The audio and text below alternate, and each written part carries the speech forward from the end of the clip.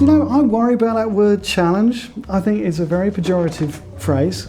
Of course there are challenges, but there's always been challenges in the arts. I mean, Shakespeare had challenges. There's nothing new under the sun. I mean, he probably worried about the box office. It's that simple, that we exist in a world where you always have challenges. So in terms of what the next challenge is, there'll be something. There's the digital challenge, there's the funding challenge, there's whatever it is.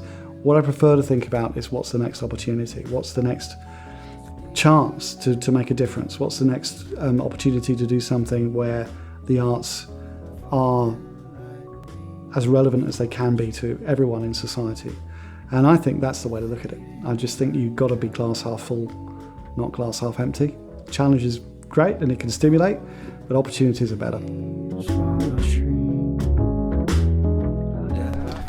Oh, well, I love my job. I'm really lucky. I think when I got here in 2008, I'd never run a festival. I'd only ever really dabbled in professional music, and my main background was in theatre, but this community thread that runs through my CV was deeply relevant to what QMF tries to do. Our vision is to transform lives through unforgettable musical experiences, and the sense of excitement that generates in everybody who the festival touches is really tangible and fascinating. And for me, I love the idea that we've got this enormous canvas on which to paint. Queensland is a huge place, and you can envisage projects which match up with regional communities, with urban communities, different kinds of communities which aren't even defined by geography, and make projects happen which are appropriate in their right setting.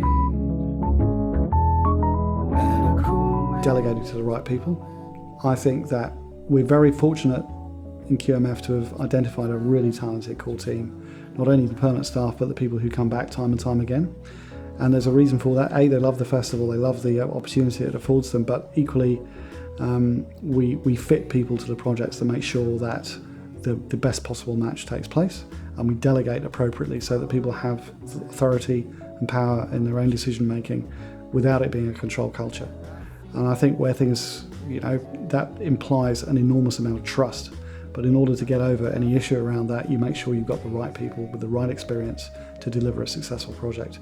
And I can't manage an event in Blackhall or Winton or even Mackay or Townsville or wherever it is from Brisbane. Somebody on the ground has to do that. They need to have a clear understanding of what the thing is. They do clear briefing. We all have a very clear understanding of what everything needs to be. Then they say, off you go. Go and come back with the goods. And it works. It works really well. We're very fortunate. But delegation is the key.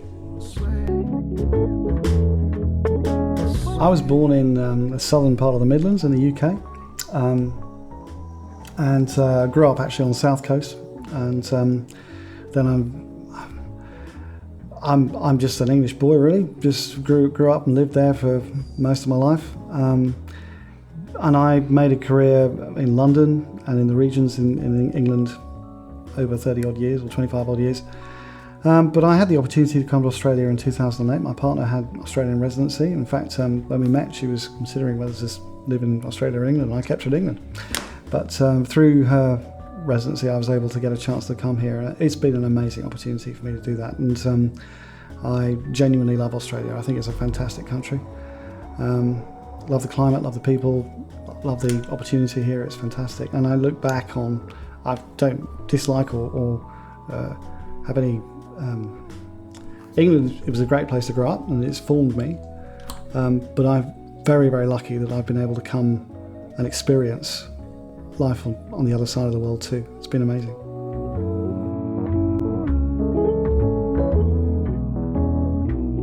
I used to work all the time.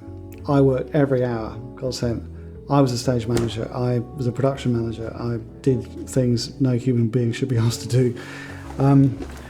Looking back on it, it was a formative experience to do that. But there reached a point where I wanted to get my life back, and then I went into management, and Julie did actually. And I think that what I realised over time is that you have to have a balance. You do genuinely. There's no. You become a one-dimensional person without a balance. And especially now, as I've grown older, I have a young family. It's crucial to maintain a balance of the two things. What the philosophy I apply in the workplace here is go home, don't stay late. It's really bad for you. So we have a policy here that we genuinely do not encourage people to work past, say, 6 o'clock.